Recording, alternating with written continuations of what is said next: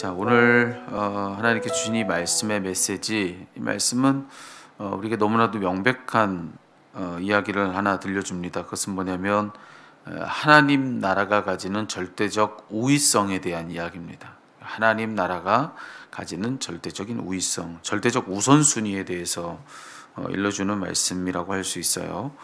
본문의 이런 내용 때문에 그렇습니다. 예수님 곁에서 예수님을 따르고 있던 어느 한 사람에게 예수님께서 이렇게 말씀하십니다. 나를 따르라 라고 그렇게 말씀하세요. 그러자 예수님의 그 말씀을 들은 그는 자, 뭐라고 대답을 하느냐? 따르지 않겠노라고, 나는 그러지 않겠다고 그렇게 말하지 않았습니다.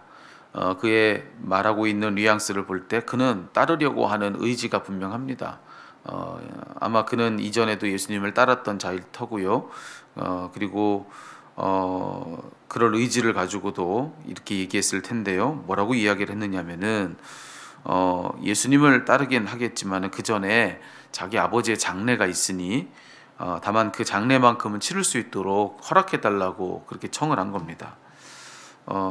우리 생각에는 예수님이 넉넉히 그러라고 하실 것 같은데 오늘 말씀해 보니까 그게 아닙니다. 예수님은 그의 청에 거절하십니다. 60절의 말씀이죠. 이르시되 죽은 자들로 자기의 죽은 자들을 장사하게 하고 너는 가서 하나님의 나라를 전파하라. 그렇게 말씀하십니다.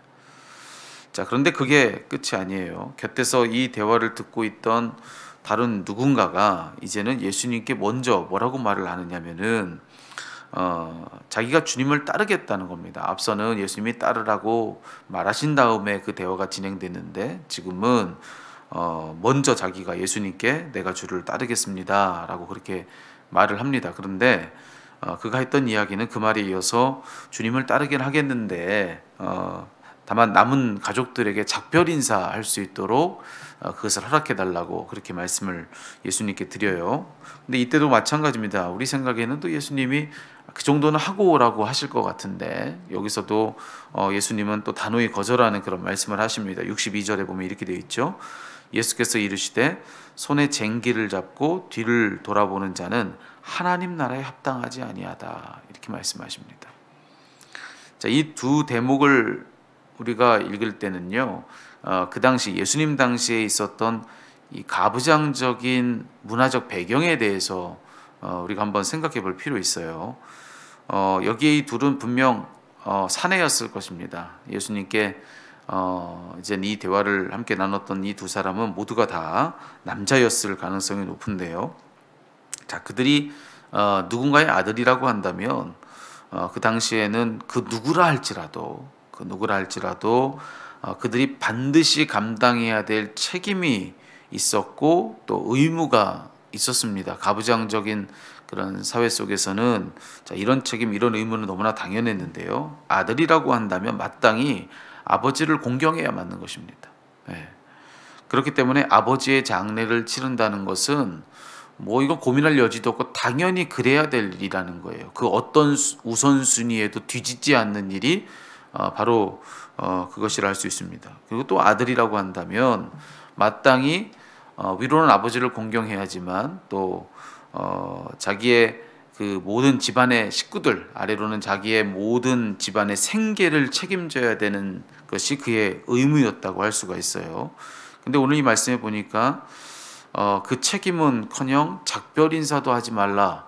이거 그 당시에서는 또 말이 되지 않는 일입니다. 이건 당연히 그래야 될 일이고 이렇게 어디를 두고선 온 집안을 두고 떠난다는 것은 말이 되지 않을 뿐만 아니라 이렇게 작별 인사도 못한다?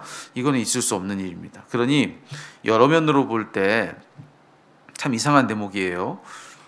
예수님께서는 지금 다 그들에게 당시의 상식을 거스를 것을 지금 다 말씀을 하고 계시는 그런 대목이라고 하는 것이죠. 무슨 뜻이겠는가? 여러분 이 구절에 대한 해석을 그동안에 많이 들으셨지만 그래야 할 만큼 오늘 예수님 말씀대로 해야 되는 것이 오히려 더 마땅할 만큼 하나님께 절대적인 우선순위를 두라라고 하는 그런 말씀으로 이 말씀을 읽는 것이 옳습니다. 앞서 얘기한 그런 것들 그 누구도 그런 의무와 책임을 다하지 않을 것을 아예 생각조차 할 수 없을 만큼 너무나 당연한 것이 바로 그런 것들이라 할 수 있습니다. 장례를 치르거나 가족을 책임지거나 하는 모든 것들이요. 그런데 그 당연한 것들보다 더 당연한 것이 있는데 그것이 바로 하나님 나라다라고 하는 것을 지금 주님은 말씀해 주고 계시는 겁니다. 그럴 정도로 그분과 그분의 나라에 관한 모든 일들은 우리에게서 절대적인 우선순위를 가져야 마땅하다라고 그렇게 말씀해 주고 있는 것이죠. 그런데 우리 모두에게 좀 불편한 이야기 한 가지를 좀 해야 되는데 그것은 뭐냐면 자 이렇게 하는 거 하나님과 하나님 나라에 관하여서 다른 어떤 것은 견줄 수도 없을 만큼 절대적인 우위성을 두는 것 그렇게 하는 것이 마땅하다. 여러분 이렇게 말하는 것은 참 쉽습니다. 그런데 그렇게 행하는 것은 너무나도 어렵습니다. 말하는 건 쉽지요. 이 강단에 있는 저도 마찬가지입니다. 이렇게 이 말씀의 뜻은 이겁니다라고 그렇게 말하는 것 그것이 무엇이 어렵겠습니까? 여러분들 들으시면서 그렇지 하나님 나라와 그분께 대한 모든 일은 우선순위가 있지라고 그렇게 들려온 말씀에 대해서 그렇다 동의하시는 것이 뭘 그리 어려운 일이겠습니까? 근데 실제로 그렇게 하는 것은 얼마나 어려운 일인가? 말하는 저도 그리고 듣는 여러분도 정말로 그분께 우선순위를 두고 산다라고 하는 것 그런 삶을 결단한다고 했을 때는요 오늘 본문 말씀 속에 우리가 참 이해 안 되는 지점을 만나는 것처럼 우리로서는 상식을 거스르기도 해야 되고 우리에게는 다른 사람들의 일반적인 어떤 그런 기대도 다 저버려야 될 때도 있겠고요 어떤 갈등이 발생할 때도 있겠고요 절대로 이게 말하는 만큼 쉽지가 않다 쉽지가 않다라고 하는 것 어떤 갈등을 우리가 다 배제한다 할지라도 우리 스스로 그런 결단들을 하는 것 절대로 쉽지가 않다라고 하는 거 인정하지 않을 수가 없을 것입니다. 자 어떻게 해야 될까? 이렇게 말하기는 쉽지만 실제로 행하기는 어려운 이 문제를 우리가 어떻게 해야 될까? 우리가 신앙인이라고 한다면은 그분께 우선순위를 둬야 된다. 다 마땅히 동의할 겁니다. 그런데 실제로 그렇게 하기 위해서는 우리는 어떻게 해야 되는 것인가를 한번 생각해 볼 필요도 있을 것 같아요. 저는 오늘 이 말씀을 묵상하면서 예수님의 십자가를 묵상해 보려고 애를 썼습니다. 이 말씀 속에서 십자가에 대한 언급이 없지만 이 말씀 속에서 예수님을 특별히 예수님의 십자가에 대해서 묵상을 좀 해봤는데요.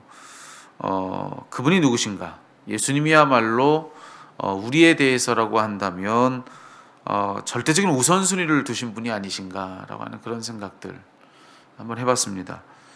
그분은 우리를 위해서 모든 거 다 버리셨습니다. 그렇죠? 네. 저 하늘의 보좌도 버리셨고요. 하나님과 동등 본체이신 그분이 우리와 똑같은 몸을 입으시기까지 하셨습니다. 그리고 우리의 죄의 질고를 다 짊어지고서는 십자가에 달려서 우리 대신 죽기까지 하셨습니다. 이처럼 우리라고 한다면 뭐 하나 남겨두는 것 없이 다 쏟아내신 그분이 바로 예수님이시라고 하는 것이죠. 정말 우리를 위해서라고 한다면 모든 걸 다 쏟아내신 피 한 방울까지도 다 쏟아내신 분이 바로 예수님이시다. 다른 말로 하면은 그분께는 우리 외에는 당연한 것이 없는 것이죠. 오직 우리만 그분께는 당연한 겁니다. 그렇게 절대적인 우선순위를 우리에게 두시고 우리를 사랑하신 분이 누구신가? 그분이 바로 예수님이시라는 것이죠. 심지어 무엇까지 스스로 저 하늘의 하나님이시기까지를 다 저버리시고 정말 말도 안 되는 이해도 안 되는 오늘날 우리의 이성으로 생각해 봐도 어떻게 그런 일이 있을까 싶을 정도의 그 모든 일들 저 하늘의 하나님이 이 땅에 오시고 이 땅에서도 더 밑에 죄인의 자리까지 저 음부의 자리까지 내려가서 우리의 모든 죄를 도말해 주셨다는 이 모든 일들 우리가 이해할래야 이해할 수 없는 이 모든 것들 하나님은 하늘에 계신 저 거룩하신 분이셔야 되는데 어떻게 우리보다도 못한 저 죄의 음부의 자리까지 내려가시냔 말이에요. 이해할 수 없는 이 모든 것들을 거침없이 감행하시는 분이 우리라고 한다면 우리를 위해서라고 한다면 우리를 위해서라고 한다면 상식도 없고 그 어떤 것도 없이 모든 걸 다 감행하시는 분이 그분이셨다. 그러니까 우리에게 절대적인 우선순위를 두셨다는 것이죠. 그렇게 우리를 사랑하신 분이 바로 예수님이시다. 그래서 그런 생각을 한번 해봤어요. 오늘 이 본문의 말씀은 우리에게 그분께 절대적인 우선순위를 둬야 된다라고 하는 그런 강조점을 일러주고 있는데, 이것이 마냥 무리한 요청이지만은 않겠구나라는 그런 생각이에요. 이 말씀에서 우리 주님은 우리에게 주지 않은 것을 달라 하시는 것이 아니겠구나라고 하는 그런 생각을 해봤습니다. 신앙생활 하다가 우선순위의 문제로 고민이 되는 어떤 지점에 이르게 되거든. 여러분, 우리가 좀 다 같이 해봐야 될 일은 뭐냐면은 그분이 어떤 우선순위를 가지고 나를 사랑하셨는가라고 하는 것을 묵상해 볼 필요가 있습니다. 우리 주님께서 우리를 최우선 순위에 두시고 모든 걸 다 내주신 분이다라고 하는 것을 묵상하는 것이죠. 내가 그에 합당한 삶을 산다면, 그런 그분께서 나를 최우선 순위에 두시고 나에게 모든 걸 쏟아내신 그분께서 우리의 삶도 하나님을 향하여 그런 우선순위를 두는 삶이어야 된다라고 말씀하실 때, 그에 합당한 삶을 살아야 한다면, 그 기준점을 내게 두는 것이 아니라 주님께 두는 것입니다. 내게 둔다면 여러분, 그런 삶을 살아낼 만한 기준을 우리에게서는 단 하나도 찾아낼 수 없을 것입니다. 받은 사랑, 그분으로부터 받은 그 사랑의 기준점을 둔다면 바로 거기가 출발점이지 않을까. 오늘 그분께 우선순위를 두라니 말씀 앞에서 그보다 먼저 우리에게 절대적인 우선순위를 두시고 우리를 자신의 모든 것을 다해서 사랑해 주신 그분을 생각할 수 있다고 한다면, 여러분, 그것이 우리의 삶의 첫 출발점, 우리 말씀 앞에서 이 말씀대로 살아가는 그런 삶을 살아내기 위해서 우리가 출발점으로 살아야 되는 지점, 삼아야 되는 지점은 바로 그 묵상이 아닐까, 이런 생각들을 해보는 것이죠. 여러분, 이 말씀에 비추어서 이런 삶을 우리가 살아야 된다면 여러분, 어떤 결단들을 해야 되겠습니까? 지금 우리의 삶에서 나의 자아는 다른 방향으로 날 이끌어가고자 하지만, 그럼에도 불구하고 그분께 우선순위를 두고자 하는 고백 안에서 여러분이 하고 있는 일은 무엇입니까? 혹시 여러분이 우선순위를 이와 같이 그분께 먼저 두는 것이 아니라 내가 이끄는 대로 우리 삶을 살고 있는 것이 우리들의 모습은 아닐런지, 오늘 이 말씀 앞에서 우리 자신을 좀 돌아볼 수 있는 기회가 되었으면 좋겠습니다. 오늘 주님 묵상하십시오. 주님이 우리에게 먼저 주신 그 사랑이 무엇인지, 그 사랑 앞에서 합당한 것이 무엇인지, 그것을 살펴보는 것이 오늘 말씀 안에서 이 삶을 사는 첫 출발점이 될 것입니다. 이런 그런 고백을 가지고 오늘 한 날 그렇게 주님께 우선순위를 두기 위해서 무언가 내가 할 일 무엇인가, 오늘 말씀 속에서 그 답을 찾는 그런 이 시간이 되고 오늘 한 날이 되기를 우리 주님의 이름으로 축복합니다.